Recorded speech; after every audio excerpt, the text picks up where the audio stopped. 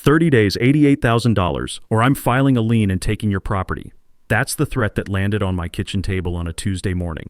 From an HOA I never joined, for a ranch I bought at a county auction demanding money for rules I never agreed to follow.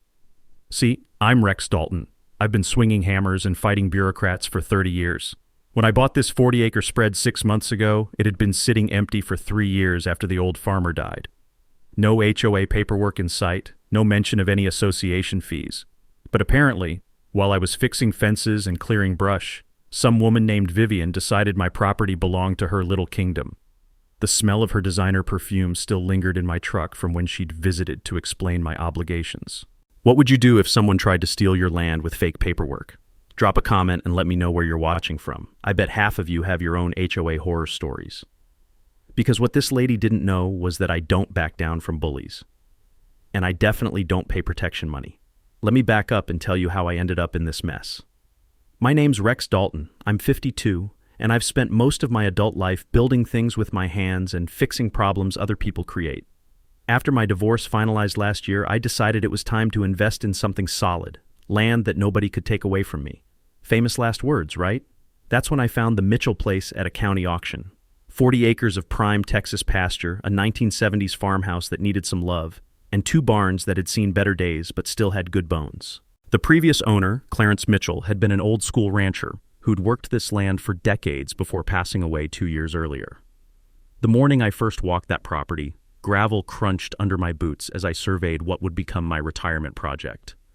The diesel smell from Clarence's old tractors still hung in the barn air, and morning mist rolled across the pastures like something out of a postcard. When the prairie wind caught those creaking barn doors, I knew I was home. At $180,000, I got it for about half its market value. Clarence had died intestate, that's lawyer speak for no will, and his distant relatives couldn't afford the property taxes. Their loss was my gain, fair and square. My daughter Sage visits every other weekend, and she fell in love with the place immediately. "Dad, we could have horses," she said, already planning her sweet 16 party in the back pasture. For the first time since the divorce, I felt like I was building something that mattered. That piece lasted exactly 3 days. I was replacing rotted boards on the front porch when a pristine white BMW SUV came crunching up my gravel drive. Out stepped a woman who looked like she'd been assembled in a corporate boardroom. Perfectly coiffed blonde hair, designer clothes that probably cost more than my monthly mortgage, and a clipboard that seemed permanently attached to her manicured hand. "Mr. Dalton, I'm Vivian Harwick, president of the Meadowbrook Estates Homeowners Association." She smiled the kind of smile that sells million-dollar houses and forecloses on dreams. "We need to discuss your responsibilities as our newest member." I set down my hammer and wiped sawdust off my hands. "I'm sorry, what association?" There was no mention of any HOA in my purchase documents. Her smile got sharper, and I caught a whiff of her designer perfume, the kind that screams, "I make more in commissions than you make in a year." "Oh, but there was an automatic inclusion when we expanded our boundaries in 2018. Your property falls within our jurisdiction now." She handed me a folder thick enough to choke a horse. "There's a $2,400 initiation fee plus $380 monthly dues, retroactive, of course." See, what I didn't know yet was that Meadowbrook Estates was where the McMansion crowd lived. $2 million homes with manicured lawns and 3-car garages. And apparently, they'd decided us working ranch folks were bringing down their property values just by existing. "Ma'am, with respect, Clarence Mitchell never signed any of this."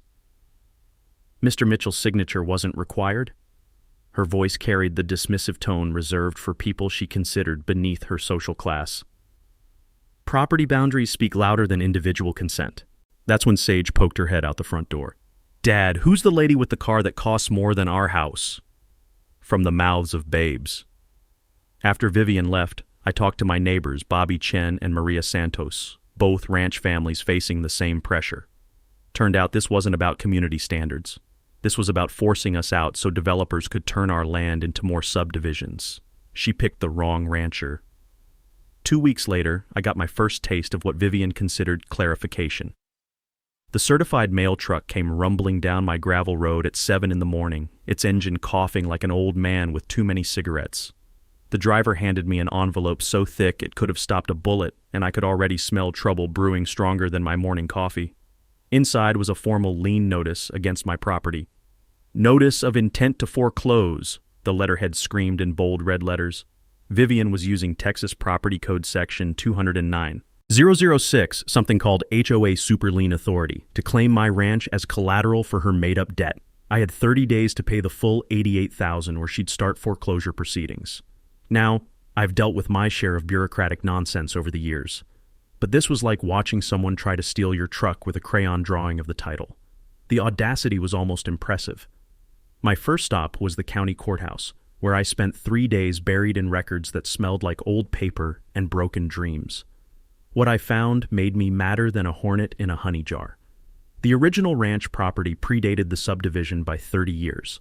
Clarence's land had been there since 1987, while Meadowbrook Estates was barely 5 years old. That's when I remembered something from a legal dispute I dealt with years ago on a construction project. The old-timer lawyer had told me about adverse possession. When property has been used continuously for a specific purpose for decades, you can't just retroactively slap new rules on it without proper legal notice. I made a mental note that anyone facing similar situations should research how long their property has been used for its current purpose before letting anyone change the rules. I spent another day photographing every original survey from 1987 and comparing them to the 2018 HOA boundary maps. Armed with this ammunition, I figured Vivian would back down once she realized her legal position was weaker than gas station coffee. I was wrong. Instead of retreating, she went nuclear. Within a week, I started getting phone calls from potential contracting clients asking if it was true that I didn't honor my legal obligations. 2 jobs I'd been counting on suddenly disappeared. But here's where Vivian made her first big mistake. When she started her whisper campaign at my daughter's school, she forgot one crucial detail. Small-town parents talk to each other, and they don't like bullies. My counterpunch was strategic. While she was busy spreading rumors, I was quietly building a legal fortress. I called property attorney Sarah Brennan, $300 an hour that hurt my wallet but opened my eyes. I also started documenting every single interaction with the HOA because I had a feeling I was going to need evidence later. "Rex," Sarah said after reviewing my documents, the leather of her office chair creaking as she leaned back, "you're sitting on a gold mine. This HOA overstepped their authority so badly they might as well have robbed a bank in broad daylight." She confirmed what I'd suspected about the adverse possession angle and mentioned something every property buyer should know. You can always request all HOA documents before closing. It's legally required in most states. If they can't provide them, that's your first red flag. But the real game changer came when I reached out to Bobby Chen and Maria Santos, my neighboring ranchers dealing with similar pressure. Instead of fighting this battle alone, I was building an army. That's when Bobby dropped the bombshell that shifted the entire battlefield. "Rex," he said over coffee, the steam rising from our mugs like morning fog over his pasture. "This ain't about community standards. They expanded their boundaries specifically to include ranch properties. They need our fees to fund their $2.3 million community center project." He showed me meeting minutes from a public records request. The HOA was broke. Their grandiose plans had exceeded budget by 40%, and they were facing a special assessment that would cost each existing member over $10,000. Unless they could suddenly discover 12 ranch properties owing years of back dues. The math was beautiful in its corruption. 12 ranches times 80,000 equals nearly $1 million, just enough to save their community center and Vivian's political reputation. And here's the kicker. Vivian's husband sat on the county planning commission that had approved the boundary expansion. I smiled for the first time in weeks, because I'd just figured out how to turn Vivian's greed into her downfall. She thought she was playing chess, but I was about to flip the board. Vivian's next move proved she was either desperate or stupid. Probably both. 3 days after my meeting with Sarah, I got a call from Pinnacle Recovery Services, one of those bottom-feeder collection agencies that make their money terrorizing people who can't fight back. The woman on the phone had a voice like gravel in a blender and about as much charm. "Mr. Dalton, this is regarding your delinquent HOA account. We're prepared to garnish wages and seize assets if this matter isn't resolved within 72 hours. I almost laughed. "Ma'am, you might want to check your legal standing before you threaten someone. This debt is disputed, and your client knows it." The harassment escalated quickly. Daily phone calls during dinner, automated messages about my legal obligations, and they even had the audacity to show up at one of my job sites, embarrassing me in front of a client who could smell the desperation on them like cheap cologne. That's when Vivian made her second big mistake. She decided to take her campaign public. The monthly HOA meeting was held in their fancy community center, the one they apparently needed my money to finish paying for. Vivian called a special session to discuss delinquent accounts, and according to Maria Santos, who attended as a guest, it was quite a performance. She had a whole PowerPoint about you, Maria told me later. Pictures of your property claiming you were running an illegal business, saying you were destroying property values. Then she posted it all on Nextdoor. I pulled up the post on my phone. There was my ranch, photographed from the road, with a caption about deadbeat neighbors who refused to contribute. The comments section had become a digital battlefield. Now, I've learned something over the years about fighting bullies. Sometimes you have to let them think they're winning while you prepare your knockout punch. So instead of getting mad, I got methodical. I remembered something from a city council dispute I'd worked on. These HOAs operate like mini governments, which means they have to follow transparency rules. I filed a formal public records request demanding 3 years of financial documents, because any homeowner has the right to see where their money goes.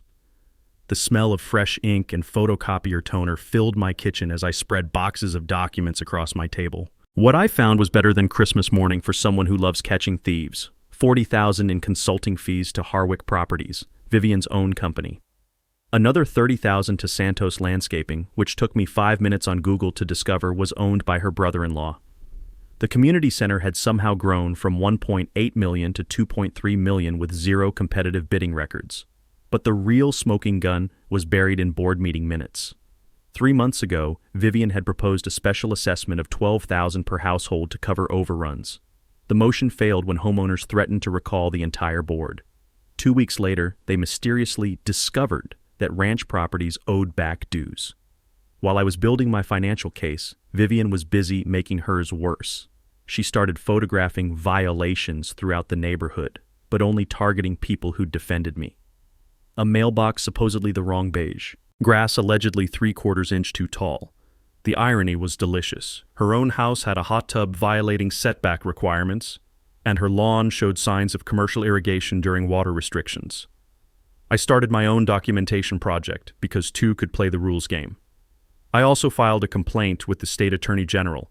Since HOA board members have fiduciary duty, they're legally required to act in the community's interest, not line their own pockets. My weekly coffee meetings had grown from 3 ranchers to 12 families, and word was spreading. Parents at Sage's school started asking questions. Local business owners began choosing sides. The community was waking up to what Vivian really was. Her response was predictable. A cease and desist letter demanding I stop harassing board members by asking about their financial decisions. Her attorney, probably costing more per hour than I made in a week, threatened legal action for my campaign of intimidation. I had Sarah draft a response that was basically a legal way of saying bring it on, because by then I'd realized something important. Vivian wasn't just corrupt, she was cornered. And desperate people make the biggest mistakes. I could practically hear the trap snapping shut. She just didn't know it yet. If I thought Vivian was desperate before, I was about to learn what real desperation looked like. It started with boot prints in the frost. I woke up one Wednesday morning to find fresh footprints circling my barn, leading right up to the windows where someone had clearly been peering inside. The grass was still stiff with morning cold, and whoever had been snooping around had left a trail clear as day, including cigarette butts that definitely weren't mine. I grabbed my camera and documented everything, because by now I'd learned that with Vivian, today's trespassing was tomorrow's evidence. The boot prints led to tire tracks by my back fence, where someone had parked and walked onto my property in the dead of night. 2 days later, I got a call from the electric company claiming I was running a commercial operation without proper permits. According to their anonymous tip, I was operating heavy machinery and needed to upgrade to industrial service, at about 4 times the cost. The inspector who showed up took one look at my 50-year-old tractor and Clarence's rusted equipment and shook his head. Whoever called this in was either lying or stupid. You've got the most residential setup I've seen on a ranch this size. But Vivian wasn't done playing games. My mail started arriving late, when it arrived at all. HOA notices somehow kept getting delivered to the wrong addresses by accident, and I had to chase down important documents that had been scattered across 3 different neighbors' mailboxes. The woman was like a mosquito, annoying, persistent, and just smart enough to be dangerous. That's when she made her biggest tactical error yet. Vivian decided to involve the county in her little war. I was replacing a section of fence when a county inspector pulled up in a white truck with official plates. He climbed out with a clipboard and a confused expression, like he wasn't quite sure why he was there. "Mr. Dalton, I'm here about reports of zoning violations. Someone claims you're running unauthorized commercial activities." I wiped the sweat off my forehead and gestured toward my equipment. "You mean fixing my own fence?" "Yeah, I'm guilty of property maintenance." The inspector spent an hour walking my land, checking structures, and taking notes. At the end, he handed me a clean bill of health and a piece of information that made my day. "Just so you know, whoever filed this complaint also reported that the Meadowbrook Community Center is operating as an event venue without proper permits. I'll be checking that out next week." I tried to keep the smile off my face. "That's interesting. I hope you find everything in order." The irony was perfect. While Vivian was trying to get me in trouble for imaginary violations, her own precious community center was actually breaking the law by hosting weddings and corporate events without the required licenses. But my real breakthrough came from an unexpected source: the courthouse records I'd been digging through for weeks. Buried in a misfiled folder from 1987, I found a document that changed everything. It was the original restrictive covenant between the developer and existing ranch owners, written when the first subdivision lots were platted. Right there in black and white, it stated that existing agricultural properties maintain perpetual exemption from homeowners association governance. I read that sentence 3 times, the musty smell of old paper suddenly smelling sweet as victory. This wasn't just about adverse possession or proper notice anymore. This was ironclad legal protection that had been sitting in the county files for 35 years. Clarence Mitchell's property, my property, was legally bulletproof. I made copies of everything and drove straight to Sarah's office, where the leather chairs suddenly felt a lot more comfortable. "Rex," she said after reviewing the documents, "this is better than we hoped. You're not just protected from their current demands. You're immune from any future HOA authority. Forever." The document was signed by the original developer, making it binding on all successor entities, including Vivian's HOA. They had no legal standing whatsoever to govern ranch properties, collect fees, or impose liens. But here's where it got really good. As a real estate agent, Vivian was legally required to know about existing covenants and exemptions. The Texas Real Estate Commission has strict disclosure requirements, and filing a lien against property she knew was exempt could cost her professional license. I had her dead to rights, but instead of revealing my ace in the hole immediately, I decided to let her keep digging her own grave. Every day she continued her harassment campaign was another day of documented misconduct. My property was protected, my legal position was unassailable, and Vivian was about to learn that sometimes the quiet guy with the hammer knows exactly how to use it. The only question now was how spectacular I wanted to make her public downfall. And after months of harassment, threats, and lies, I was feeling pretty creative. The trap was loaded. Time to let her walk into it. The moment I found that document, everything changed.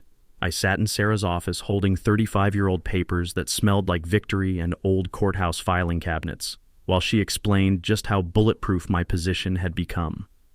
"This isn't just a technicality, Rex," Sarah said, tapping the covenant with her pen. "This is a legally binding agreement between the original developer and all existing ranch owners. When your neighbor Clarence bought his land in 1987, this exemption became part of the property deed forever." The beauty of it was in the language. Perpetual exemption from homeowners association governance didn't leave much room for interpretation. It meant that no matter how many times the HOA expanded their boundaries, no matter what new rules they invented, my ranch was legally untouchable. But the implications went deeper than just my property. "Here's what makes this really interesting," Sarah continued, pulling out a county map. "According to this covenant, there are 11 other ranch properties with identical protections. Vivian isn't just wrong about your case. She's been illegally harassing a dozen families for months. I thought about Bobby Chen, Maria Santos, and all the other ranchers who'd been fighting the same battle. Not one of us owed the HOA a single penny. Not one of us was legally subject to their authority. Vivian had built her entire financial recovery plan on a foundation of fraud. The legal exposure for the HOA was staggering. Every lien they'd filed was invalid. Every fee they'd collected from ranch owners was theft. Every harassment campaign was actionable under state and federal law. And Vivian? As a licensed real estate agent, she was required by the Texas Real Estate Commission to research and disclose all existing covenants before any transaction. The fact that she'd filed liens against protected properties wasn't just misconduct. It was potentially criminal. "She had to know," Sarah said. Any competent real estate professional would have found these documents during basic due diligence. The fact that she proceeded anyway suggests either gross negligence or intentional fraud. I started understanding the bigger picture. This wasn't just about collecting back dues from ranchers. Vivian and her HOA board had painted themselves into a financial corner with their grandiose community center project. When the budget exploded and homeowners refused a special assessment, they needed a scapegoat. Ranch owners were perfect targets. We lived outside the main subdivision, we didn't attend HOA meetings, and most of us were blue-collar folks who might not have the resources to fight back legally. Vivian had counted on intimidating us into paying without examining the legal foundation of her claims. She'd picked the wrong group to bully. The discovery also explained why Vivian's husband had been so eager to approve the HOA boundary expansion on the County Planning Commission. They needed official documentation to make their land grab look legitimate, even though the underlying covenant made it illegal. "What do you want to do with this information?" Sarah asked. I thought about months of harassment, threats against my business, attempts to humiliate my daughter, and all the other ranch families who'd been put through the same nightmare. I thought about Vivian's smug smile and her assumption that I was just another working-class guy she could steamroll. "I want to give her enough rope to hang herself," I said. "How long can we sit on this before revealing it?" "Legally, as long as you want. Strategically, I'd wait until she commits to her position so completely that backing down becomes impossible." I smiled, thinking about the HOA meeting scheduled for next week where Vivian planned to present her final demands to the ranch coalition. Perfect timing. The next 3 weeks were like preparing for the most important construction project of my life, except instead of building something, I was going to tear down Vivian's entire world. Sarah and I met every Tuesday at her office, the conference table gradually disappearing under stacks of legal documents, evidence files, and strategic plans. She'd switched from hourly billing to a contingency fee arrangement, always a good sign when your lawyer is willing to bet on your case. "We're going multi-pronged," she explained, spreading out a timeline across the mahogany surface. Civil harassment claims, professional misconduct complaints, potential criminal referrals, and a class action suit representing all affected ranch families. The damage calculation alone was staggering. Lost contracting income from Vivian's Sabotage campaign, $32,000. Legal fees and emotional distress, another $40,000. But the real money was in the class action potential. 12 families, each with similar damages, facing months of illegal harassment. We could be looking at over $1 million in recoverable damages. Meanwhile, I turned my kitchen into mission control. Bobby Chen, with his military logistics background, helped me organize 3 years of HOA documents into a chronological database. Every suspicious expense, every no-bid contract, every violation of fiduciary duty was cataloged with military precision. Maria Santos, who'd taught high school for 30 years before retiring, coordinated our community outreach campaign. She knew how to organize people and, more importantly, how to educate them about their rights without boring them to death. "People need to understand this isn't just about ranch properties," she said over coffee one morning, her kitchen table covered with flyers and email lists. "If Vivian can steal from us, she can steal from anyone." The financial analysis kept getting worse for the HOA. Bobby's spreadsheets showed a pattern of nepotism and corruption that would make a Chicago alderman blush. Vivian's consulting company had received 40% of all major contract awards. Her brother-in-law's landscaping business had been paid triple the market rate for basic maintenance. But the smoking gun was a payment I'd almost missed, $15,000 to Strategic Communications LLC for community relations consulting. 5 minutes of internet research revealed that Strategic Communications was owned by Vivian's college roommate and had no other business presence besides a Gmail address. They'd literally invented a fake company to funnel HOA money to their friends. My daughter Sage had become an unexpected ally in our media strategy. At 17, she understood social platforms better than any of us old-timers, and she'd been quietly documenting Vivian's harassment campaign on TikTok. Her videos about HOA Karens trying to steal our ranch had gone mini-viral in our area, with over 50,000 views. "Dad, you've got to let me speak at the HOA meeting," she said one evening while we reviewed her footage. "My generation gets it. This is about bullies with clipboards thinking they can control everyone." The media component was coming together beautifully. Amanda Torres from Channel 8 had agreed to do a full investigative piece, scheduled to air the night before the big HOA meeting. She'd already interviewed 6 ranch families and had obtained copies of all our financial evidence. This story has everything, Amanda told me during our last planning call. Corruption, David versus Goliath drama, and a community fighting back against injustice. My editor is talking about entering it for a journalism award. But my favorite part of the strategy was the simplest. Instead of just defending against Vivian's attacks, we were going on offense. Sarah had prepared individual cease and desist orders for each board member, demanding they stop their harassment campaigns and return all illegally collected fees. We'd calculated restitution amounts for every affected family, documented every violation of state HOA laws, and prepared a comprehensive complaint for the Attorney General's office that read like a criminal indictment. The beauty was in the timing. The HOA meeting was scheduled for Thursday night. Amanda's news story would air Wednesday evening. Sarah would file our legal papers Thursday morning, and I would walk into that meeting with 12 ranch families, boxes of evidence, and a room full of reporters. During our final strategy session, I asked Sarah the question that had been bothering me for weeks. What if she tries to settle quietly before the meeting? Then we'll know we've won, Sarah replied. But honestly, Rex, I don't think Vivian's personality allows for quiet surrender. She's going to fight this thing all the way to the bottom. I thought about the woman who'd threatened to steal my property over fake fees, who'd tried to destroy my business with lies, who'd attempted to humiliate my daughter at school. Good, I said, because I want everyone in that room to see exactly who she really is. The trap was set, the evidence was organized, and Vivian was about to walk into the most public humiliation of her life. I couldn't wait. While we were planning her downfall, Vivian was busy making sure her own destruction would be as spectacular as possible. It started with sabotage that was almost too obvious to believe. I walked out to my barn one Thursday morning to find sugar in my tractor's fuel tank. Amateur hour stuff that would have been funny if it wasn't my equipment. The diesel engine coughed and wheezed like an old man with pneumonia before finally giving up completely. But Vivian wasn't content with just property damage. She escalated to utility warfare, calling the water department to claim I was running a commercial operation that required industrial service rates.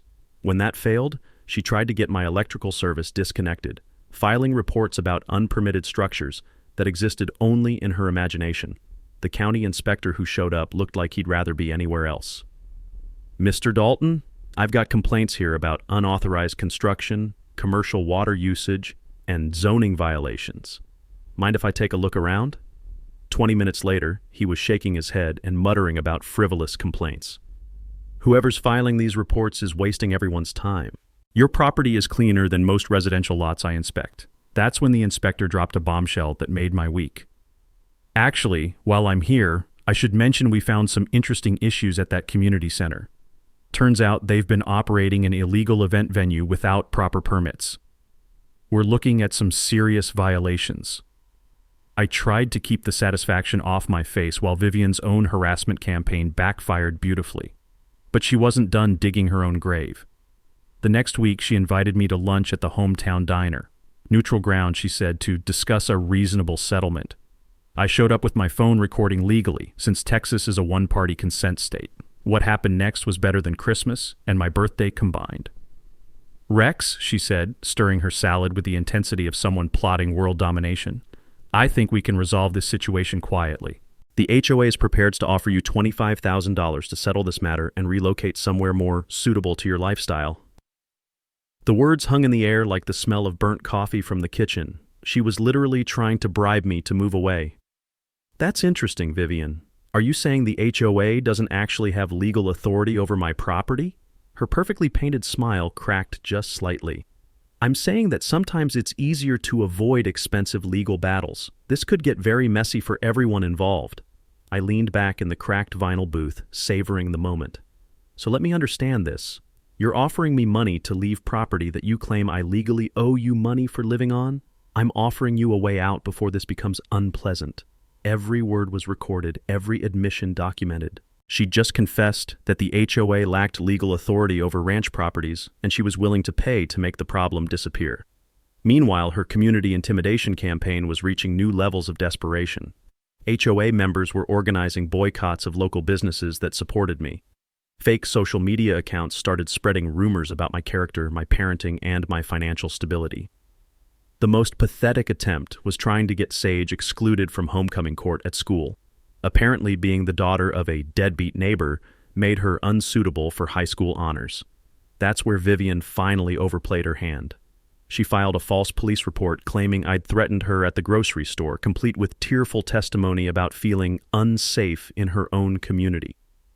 Deputy Mike Harrison, who'd known me for years, took the report seriously enough to pull the store's security footage. The video showed me buying groceries while Vivian was in a completely different section of the store. We hadn't even been in the same aisle, much less had any interaction. "Rex," Deputy Harrison said when he called to clear up the matter, "I've got to tell you, filing false police reports is a felony in Texas. She's looking at some serious legal exposure here." I filed a formal harassment complaint with the sheriff's department, providing comprehensive documentation of months of stalking behavior.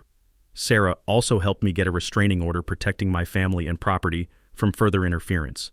But the pressure campaign was backfiring in ways Vivian hadn't anticipated. 3 HOA board members resigned rather than be associated with her tactics. The local newspaper editor started investigating the corruption story after receiving tips from multiple sources. Even county commissioners were distancing themselves from the HOA expansion they'd approved, with one calling for a formal review of the boundary changes. By the time I finished documenting Vivian's latest round of illegal harassment, I had enough evidence to put her away for years. The woman had committed multiple felonies while trying to steal property she had no legal claim to. She thought she was playing hardball, but she was actually building her own prison cell one stupid decision at a time. With less than a week before the showdown, Vivian went completely off the rails. I woke up Tuesday morning to find a chain-link fence stretching across my access road, not near it, not beside it, but directly blocking the only way to reach my property from the county road. Posted along the fence were bright yellow no trespassing signs with Vivian's HOA contact information, as if she'd claimed ownership of my own driveway. The audacity was breathtaking. She'd literally fenced me off from my own land. I called the sheriff's department, and Deputy Harrison arrived within an hour, shaking his head as he surveyed the illegal barrier. The smell of fresh-cut metal and new vinyl signs hung in the morning air like evidence of desperation. "Rex, I've seen some property disputes in my time, but this takes the cake. She's got about as much right to block your access as I do to park my cruiser in her living room." The fence came down that afternoon, hauled away by a very confused contractor who'd apparently been told it was routine boundary maintenance. But Vivian wasn't done with her final desperate gambit. She hired a Dallas law firm, one of those downtown outfits that charge more per hour than most people make in a month, to send me a cease and desist letter that read like a legal threat from another planet. "Our client demands immediate cessation of your harassment campaign against the Meadowbrook Estates HOA board," the letter stated, printed on letterhead thick enough to stop bullets. "Failure to comply will result in aggressive legal action seeking damages in excess of $50,000. They were demanding I stop asking questions about public financial records. They wanted me to cease intimidating board members by attending public meetings. Most hilariously, they threatened to sue me for intentional infliction of emotional distress because I documented their clients' illegal activities." Sarah's response was a masterpiece of legal sarcasm wrapped in professional language. Essentially, she told them to bring it on while simultaneously informing them that their client was about to face criminal charges for multiple felonies. But Vivian's most desperate move was also her most revealing. She started conducting late-night reconnaissance missions on my property, captured in high-definition glory by the trail cameras I'd installed months earlier. The footage was almost comic, Vivian creeping around my barn at midnight like some suburban ninja, using her phone's flashlight to peer through windows and photograph equipment. She even tried to open my tool shed, apparently looking for evidence of the imaginary commercial operation she'd been claiming I was running. Every trespassing incident was documented with timestamps and GPS coordinates. Every violation was another felony charge waiting to happen. The woman was building her own legal destruction one midnight prowl at a time. Meanwhile, the community mobilization reached its peak. All 12 ranch families had united behind our legal action, pooling resources for attorney fees and coordinating media interviews. Local businesses were openly supporting us with window signs reading, "We support rural rights." The political pressure was becoming impossible to ignore. County commissioners were facing angry calls from constituents who'd learned about the HOA corruption. The Attorney General's office had opened a formal investigation. Even the state legislature was asking questions about HOA oversight and abuse prevention. But my favorite development was watching Vivian's own support network crumble. Her remaining board members were jumping ship faster than rats leaving a sinking vessel. Her brother-in-law's landscaping company suddenly found their HOA contract under review. Even her fancy Dallas lawyers started hedging their language as they realized their client had no defensible legal position. The media attention was reaching regional levels. Amanda Torres's investigation had expanded into a three-part series about HOA corruption across Texas. Other news outlets were picking up the story, framing it as a David and Goliath battle between working families and corrupt suburban power structures. Social media was brutal for Vivian. Sage's TikTok videos had inspired copycat content from other teens dealing with HOA harassment. The hashtag #HoaKaren was trending locally, with hundreds of people sharing their own stories of association, overreach, and abuse. By Wednesday afternoon, I had everything I needed: criminal evidence, civil claims worth over $1 million, professional misconduct documentation, and a community united behind justice. Vivian had committed multiple felonies, violated state and federal laws, and destroyed her own professional reputation through documented illegal activities. The HOA meeting was scheduled for Thursday night at 7 p.m. Amanda's investigative report would air at 6. Sarah would file our legal papers Thursday morning, ensuring maximum media coverage. Vivian thought she was fighting for her community's financial future. What she'd actually done was guarantee her own professional, legal, and social destruction. The trap was closing, and she'd built every piece of it herself. Tomorrow night, everyone would see exactly who Vivian Harwick really was. Thursday, 7 p.m. The Meadowbrook Estates Community Center was packed tighter than a construction site porta-potty, with every seat filled and people standing along the walls. The air hummed with tension and the low murmur of neighbors who'd watched Amanda Torres's devastating investigative report just an hour earlier. I walked through the front doors with Sarah, our surveyor, and all 11 Ranch Coalition families behind me. We carried boxes of evidence, presentation materials, and 35 years of legal documentation that would change everything. The crowd parted like we were pallbearers at a funeral, which, in a way, we were. Vivian sat at the board table looking like she'd aged 5 years in the past week. Her perfect makeup couldn't hide the stress lines, and her designer outfit seemed wrinkled, despite probably costing more than my monthly mortgage. The remaining 2 board members flanked her like uncomfortable bodyguards who'd rather be anywhere else. Deputy Harrison stood near the back wall, official and imposing. Amanda Torres and her camera crew occupied the front row, while other reporters scattered throughout the room with notebooks and recording devices. Sage sat with about 20 of her classmates, all wearing Support Rural Rights t-shirts and ready to document everything for social media. "Ladies and gentlemen," Vivian began, her voice carrying less authority than usual, "tonight we address the delinquent accounts that threaten our community's financial stability." I stood up, and the room went dead silent. "Ma'am, I'd like equal time to respond to these accusations, if you don't mind." Ooh. Vivian's smile looked like it was carved from ice. "Mr. Dalton, this is a private HOA meeting. You have no standing here." "Actually," Sarah said, rising beside me, "my client has every right to address claims made against his property. Texas law is quite clear on this." I walked to the front of the room and connected my laptop to their projection system. The first image that appeared was the 1987 Developer Covenant, blown up large enough for everyone to read. "This document," I said, pointing to the screen, "grants perpetual exemption from homeowners association governance to all existing agricultural properties. That includes my ranch and 11 others that your board has been illegally harassing for months." A gasp rippled through the crowd. Vivian's face went white as fresh paint. "This covenant was signed before most of you moved to this community. It's been sitting in the county files for 35 years, and as a licensed real estate agent, Mrs. Harwick was legally required to know about it." I clicked to the next slide, a breakdown of the HOA's financial irregularities. $40,000 to Vivian's own company, $30,000 to her brother-in-law, $15,000 to a fake consulting firm owned by her college roommate. "Your board president hasn't just been stealing from ranch owners," I continued. "She's been stealing from all of you." The room erupted in angry murmurs. Several homeowners stood up, demanding explanations. Vivian looked like she wanted to crawl under the table. "These are fabricated documents," she shouted, her composure finally cracking. "This man has been harassing our board for months, trespassing on private property, intimidating community members." That's when I played the recording from our restaurant meeting. "Rex, I think we can resolve this situation quietly.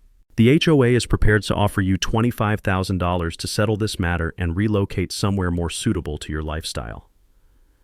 Vivian's own voice filled the room through the community center's sound system, clear as a church bell on Sunday morning. The admission that she'd tried to bribe me to leave property she claimed I legally owed money for was devastating. "Are you saying the HOA doesn't actually have legal authority over my property?" my recorded voice asked. "I'm saying that sometimes it's easier to avoid expensive legal battles."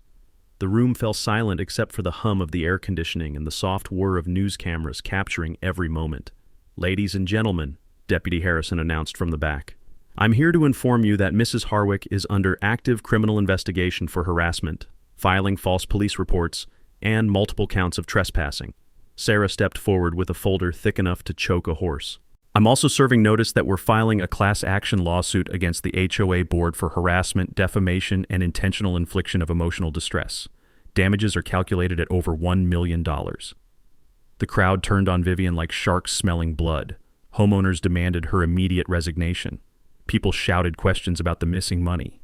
Camera flashes lit up the room like a lightning storm. "This is all lies!" Vivian screamed, standing up so fast her chair fell backward.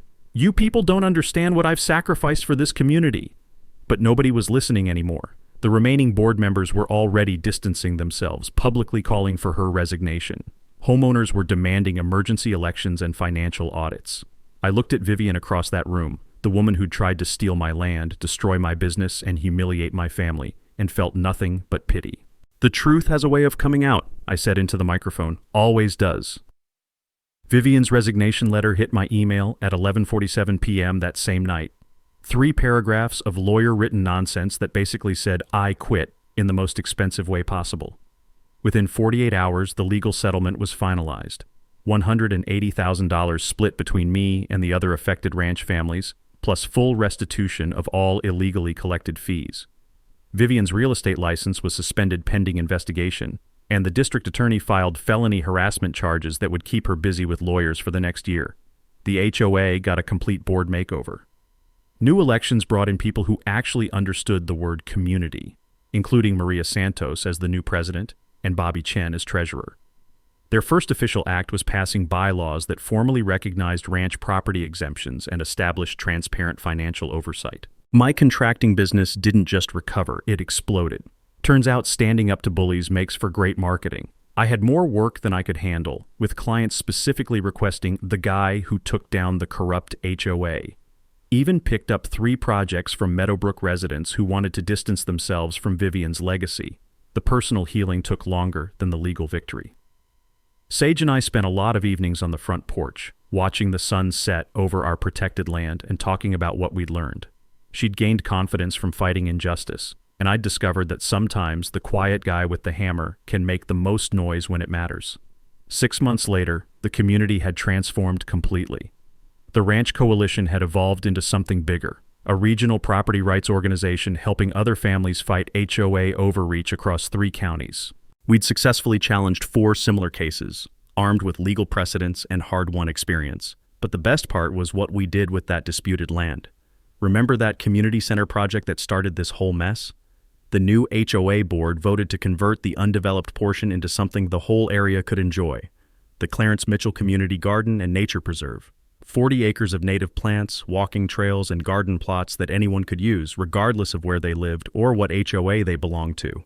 We funded it with Vivian's settlement money and turned it into a scholarship program for local kids interested in agriculture or construction trades.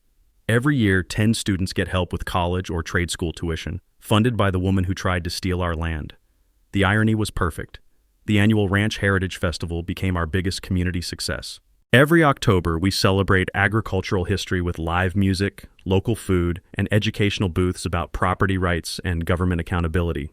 Last year, over 3,000 people attended, including state legislators who'd helped pass new HOA oversight laws inspired by our case. My favorite moment came during the second festival, when a young father approached me with his son in tow. "Mr. Dalton, I wanted to thank you.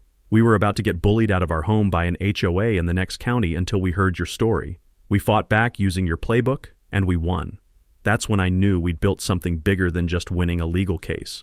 The media attention had national impact. Amanda Torres's investigation won a regional journalism award and inspired similar investigations across the country.